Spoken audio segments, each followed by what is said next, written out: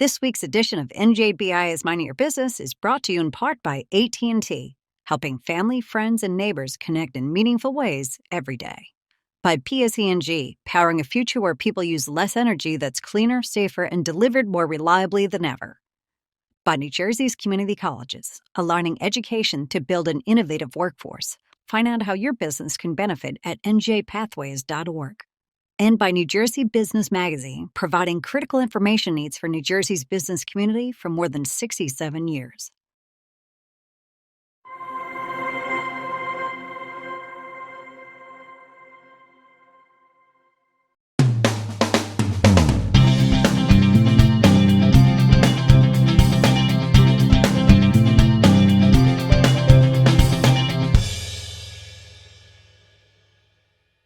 Welcome to NJBIA's Minding Your Business. I'm Bob Considine. Well, for businesses looking to increase productivity and streamline operations, artificial intelligence is definitely a viable option for you.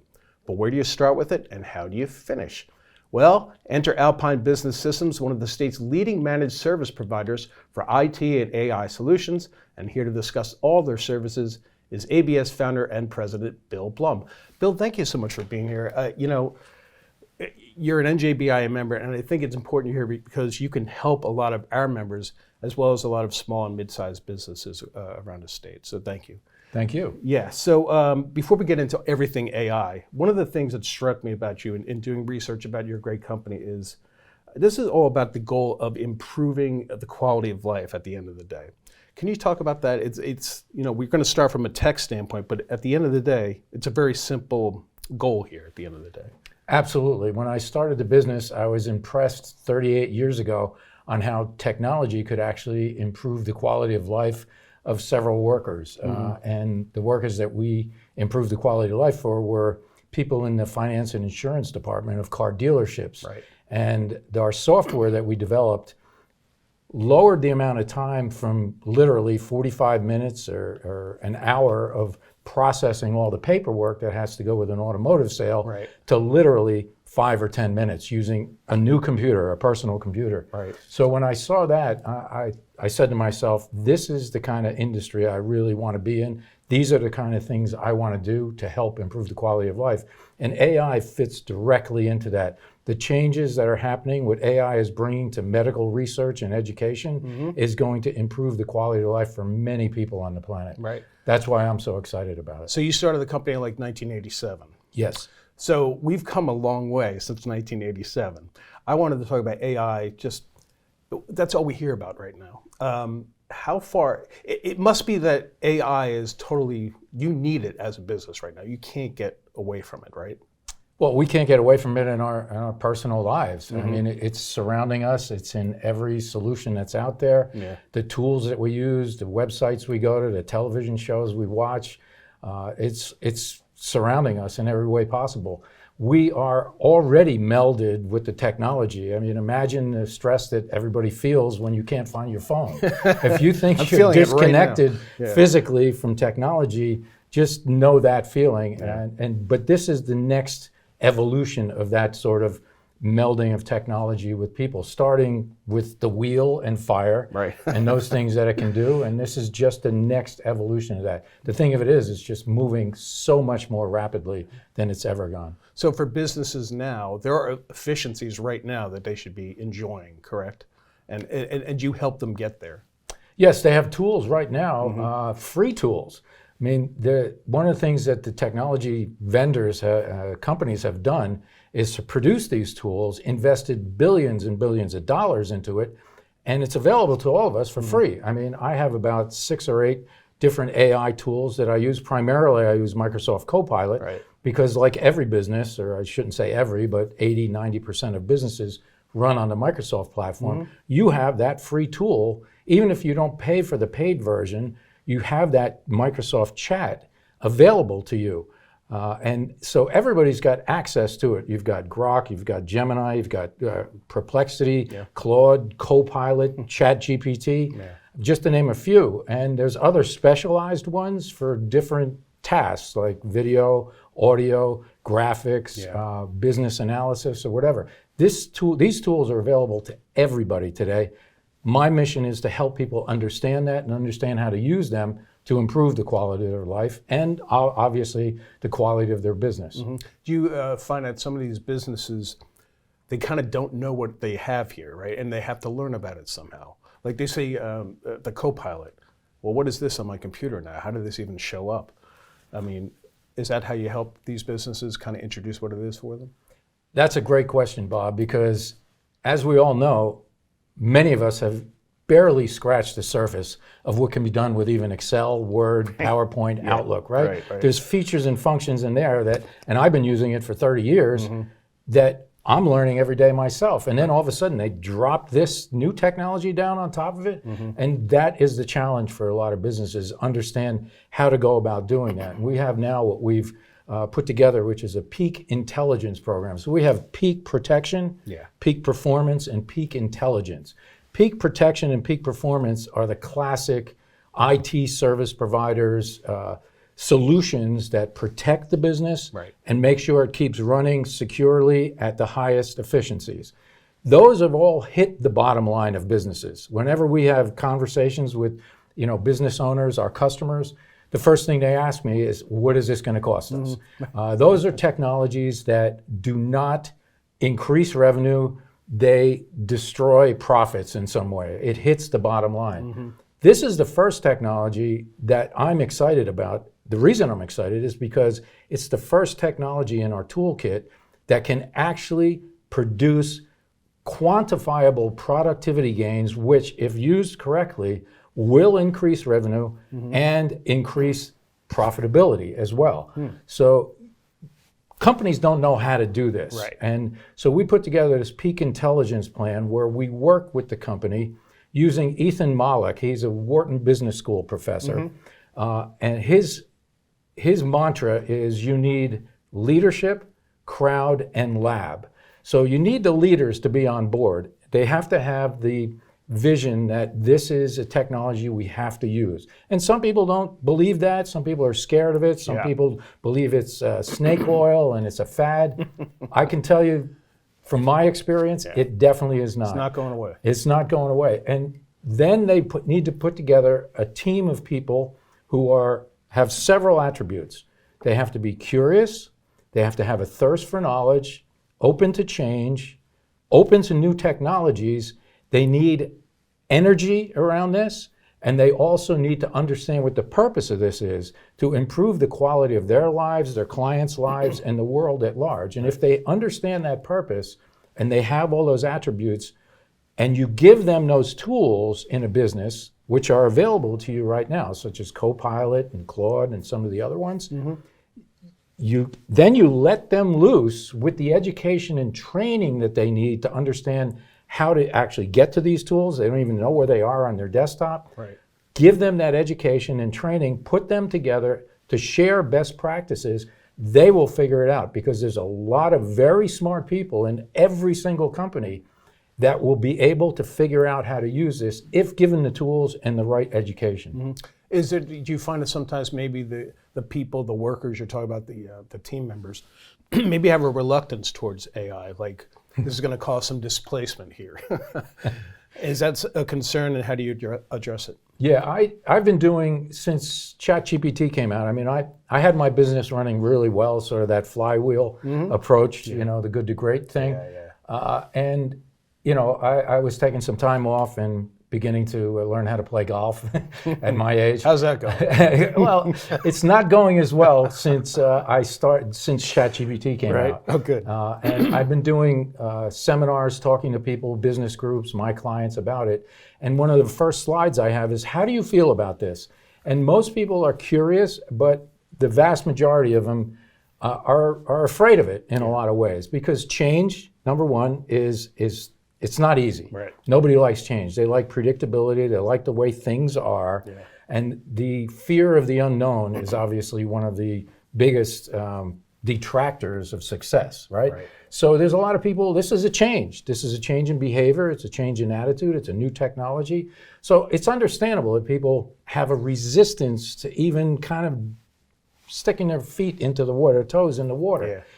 So what we're trying to do is help them get beyond that and begin to use the tools. And I have to tell you, every single person that has done that and has taken the initiative to do that have come back to me and said, thank you so much. I mean, we had a Peak Intelligence session yesterday with one of our clients, Christie Green up in Fairfield, New Jersey. Great company, great people. And they're on this Peak Intelligence plan. And a couple of the employees there, Jackson, Luis, and the other ones, they use terms like, this is the second session we had with them. They use terms like, Bill, this is life-changing. Yeah. The other gentleman said, I did a few of the things you taught me about a couple of weeks ago. He said, I was blown away twice by how much time I can save and the things I can do with it. So you have to kind of get over that natural resistance to change and new technology, but you also have to invest and you have to spend the time in doing it. But it's so accessible, it's on your phone. I mean, I have Copilot right there. I ask it questions all day long. We're interacting with what Mustafa Suleiman calls a new digital species.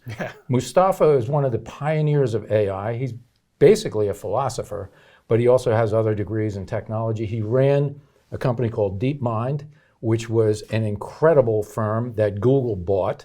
And he became the Google AI chief with Eric Schmidt for many years. He then left, started another AI company, and then Microsoft picked him up. And in his interviews, and he said, we really have to understand that this is something like we've never created before, a cognitive ability that far exceeds ours and understands, listen, it's not sentient, it doesn't have emotion, it understands emotion, it understands people in many ways. It's not a person, although unfortunately some people are interacting like it's their friend, but it's a tool, and it's a tool that we can interact with like a human being. So the more we get comfortable with that, the better we are at taking advantage of some of the advantages that you can get from using this incredibly powerful cognitive tool. So very good. This 8-part Peak Intelligence series, how do folks get it? Do you come to them and present it, or is it a video course? How does it work? Okay, that's a really good question. Because at this point today, October 30th, 2025, we're figuring this out as we go. So we put a basic plan in place where we work with them. The first couple sessions are just showing them how to get at the tool, to install it, to begin to interact with it. We take best practices on prompting. We help them understand what prompting is. And then we eventually work into how do you create an agent, a Copilot agent. That's phase one of just getting the basics together. While we're doing that, we work with the C-level people to understand where the business is going, what their vision of where they want to be is. We also get to understand what their challenges are in the business while we're building this groundswell of people who have the technology and have the ability to use it. We then begin creating Copilot agents, AI agents, and agentic AI. And there's a significant difference there, but an AI agent is something all of us can create right now. We have the ability, if you had the Microsoft licenses or other licenses, you can create an agent that automates a lot of tasks without knowing anything about programming, without knowing anything about computer science or whatever. You tell it what you want the outcome to be, and it will create that for you. Now, you always have to be in the loop, even though it automates tasks. Human has to be in the loop because we need to be in control. That's why Microsoft calls it Copilot. So once we can begin creating these agents and agentic AI, which are more autonomous and do many more things, the agentic AI can actually take several AI agents, mash them together where they collaborate, discuss, and come up with solutions and ideas based on different specialties that they've been created with. Just like if you have a medical team that has different specialties, these AI agents have different specialties, can come together and collaborate in what's the term is neural network in a sense, but they all work together at lightning speed to come up with options and ideas and opinions on how to diagnose diseases. It's absolutely incredible. Yeah. But we've broken it down into those three parts. You teach the people, you give them the tools, right. You listen to them to help them understand how to solve the problems they have, while at the same time you're working with the owners, the C-level people, right. to get the vision of where the company's going, where this technology can then support them in that mission. This is fascinating, but I wanted to get into one other section in the limited time we have left. What is the correlation between AI and cybersecurity? I know you do both, but I don't sometimes think cybersecurity has anything to do with AI, but it does, right? That's a great question. Cybersecurity is all about AI. Okay. It's been about AI for many years. I mean, AI, the term was coined in 1956, artificial intelligence. I didn't know that either. Oh, yeah. There was another computer scientist in the 40s who talked about an intelligent machine, which back then was like, what are you talking about, right. Intelligent machine? That's what we have now. Right. So in the cybersecurity industries, companies that have been in the forefront of that for the past 20 years have been using AI to identify risks. AI is basically, you take a huge data set, you put some programming algorithms on it, they call that LLMs, large language models, and you then are able to mine that data in a way that's actionable.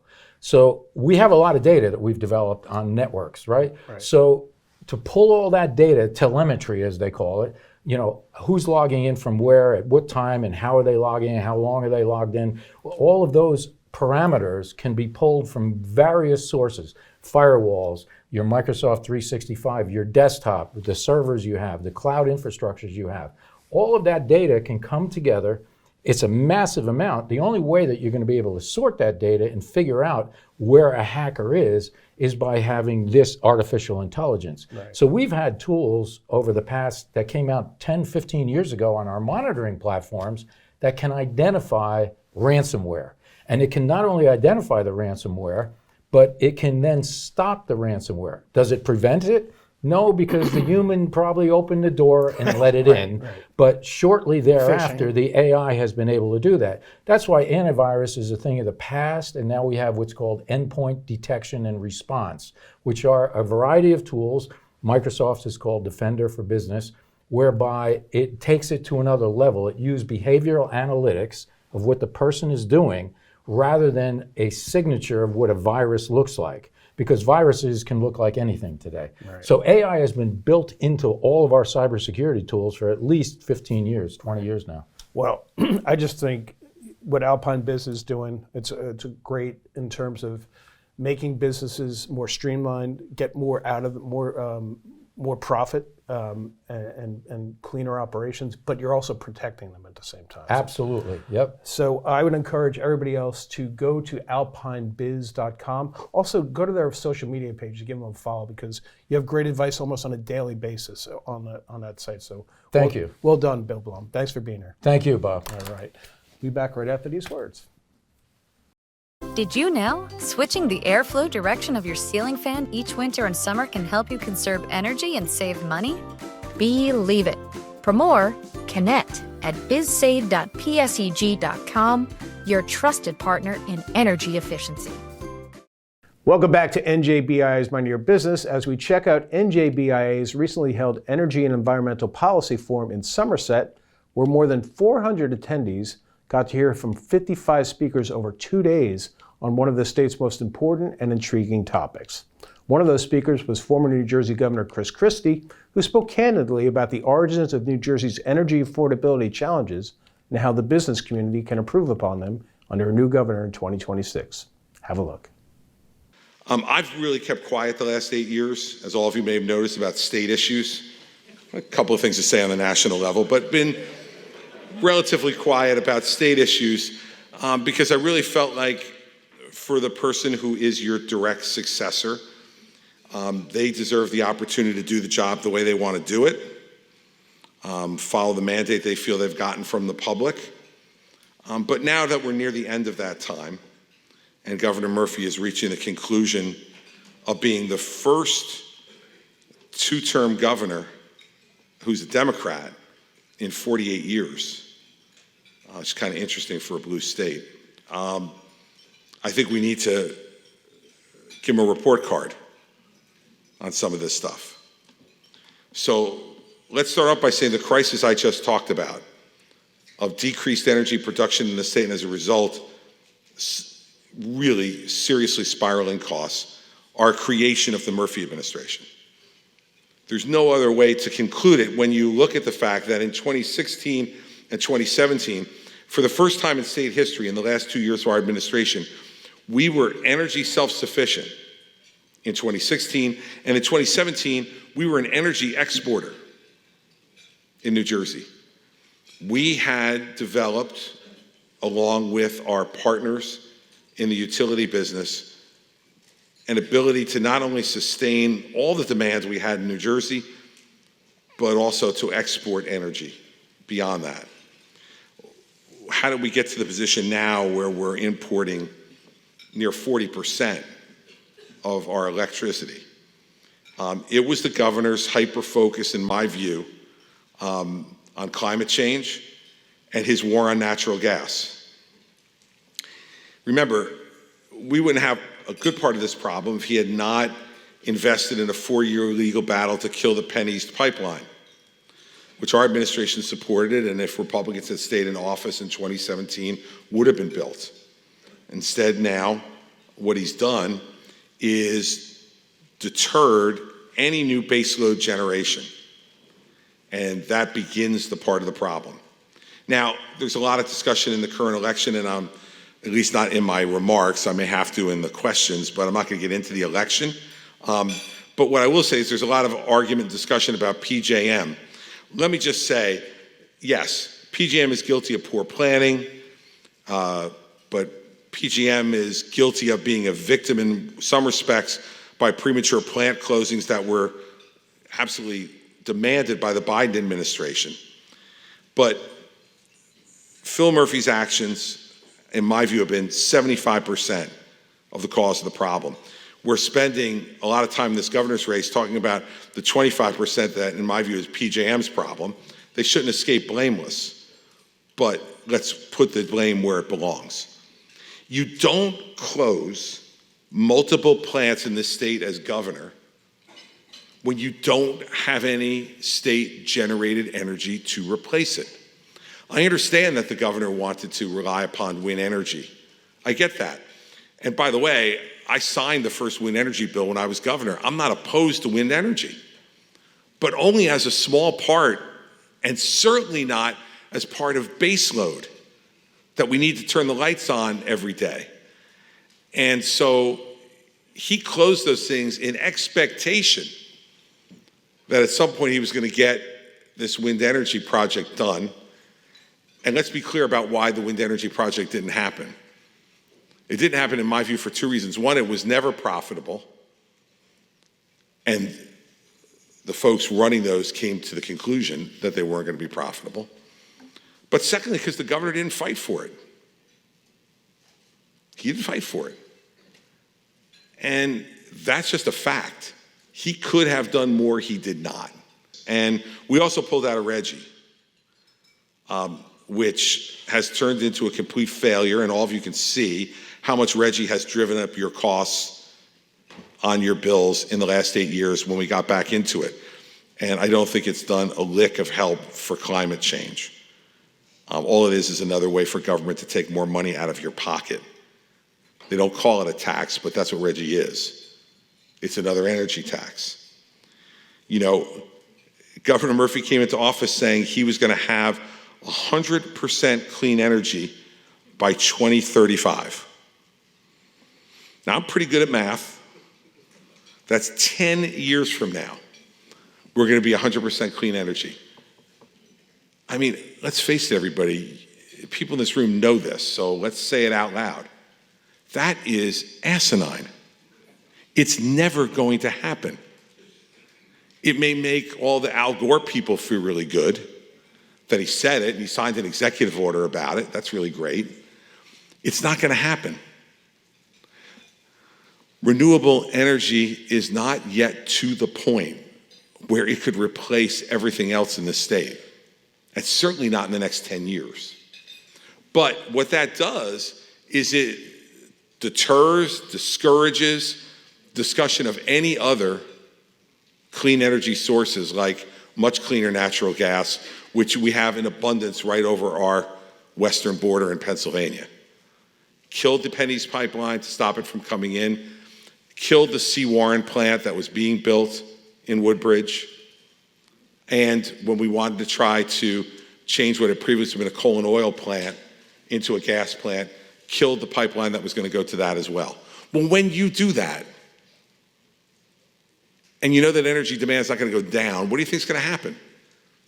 I mean, I wasn't an economics major, but supply and demand is pretty easy to understand. The demand continues to go up, the supply continues to go down, the prices go up. And that's exactly what we've seen over and over again from this administration. And in my last 3 minutes here before questions, I just want to clear up a couple of things. I don't spend a whole lot of time reading the press in New Jersey, what's left of it. But there are a couple of things that they reported on that are just wrong that I'll take the opportunity to clear up for all of you. The first one is Oyster Creek. You have some members of the state legislature on the Democratic side saying, oh yeah, it was Christie who closed Oyster Creek, and it caused all this problem. Let's be clear about the facts on this. Exelon closed Oyster Creek. Exelon came to the administration and said it was no longer economically viable for them to run the plant. So what did we do? With both Bob Martin and Lee Solomon, we negotiated a 10-year closure plan to give PJM and our administration and the next administration enough time to fill in for what would be lost by Oyster Creek closing, which, by the way, remember too, was the oldest operating nuclear plant in the country when it was closed. So I'm not arguing with Exelon's decision to close it because it had become inefficient and not profitable. But don't go out there and try to say now, oh no, it was Christie woke up one morning and decided he wanted to close Oyster Creek. No, Christie woke up one morning and Exelon came and said, we're closing Oyster Creek like next year. And I said, whoa, you're not doing that. Let's take time to make sure it gets done the right way. And the same was with the plant that I was alluding to before that we were trying to convert, the BL England plant, which was a coal and oil plant. We wanted to convert it to cleaner natural gas. And we were in the process of doing that. But what happened? Environmental groups all over the state filed lawsuit after lawsuit after lawsuit to delay and delay and delay our ability to convert that plant. They delayed it long enough for me to leave, and then Phil Murphy closed it. So, I'm okay with taking blame for the things that I did wrong when I was in office, and there were definitely things I did wrong, and that if I looked back, I would do differently. And anybody who's gone through 8 years as governor here and tells you there's nothing they wouldn't do differently is completely lying. But it's not those. It's not those issues. And on energy, we have caused ourselves self-inflicted damage. And the people of our state, as it usually happens when government makes really lousy decisions, are the ones paying the price. And the next governor, whoever it is going to have to bite the bullet and decide that we're going to take advantage of the natural gas that is so available to us in Pennsylvania and needs to build some new natural gas plants. Now, if they want to build nuclear, which we encouraged to be done during our administration, but PSE&G didn't want to do it, if they want to do that, that's great. I'm all for that as well. You want to further develop solar? During our administration, we grew solar to be the second largest in the country, behind Arizona. So I'm not opposed to any of that, but understand that natural gas is what maintains the baseload in the state and keeps everything running. The rest of it are add-ons that, as they mature in their development, can help to replace some natural gas plants ultimately, but not by 2035, everybody. Get real. And believe me, whatever the next governor does, one of the things they're not going to do is comply with that executive order. And the reason they won't is because they can't. All right, thanks to former New Jersey Governor Chris Christie and all the attendees at NJBIA's Energy and Environmental Policy Forum in Somerset. And thank you for joining us on NJBIA's Minding Your Business. We'll see you next time.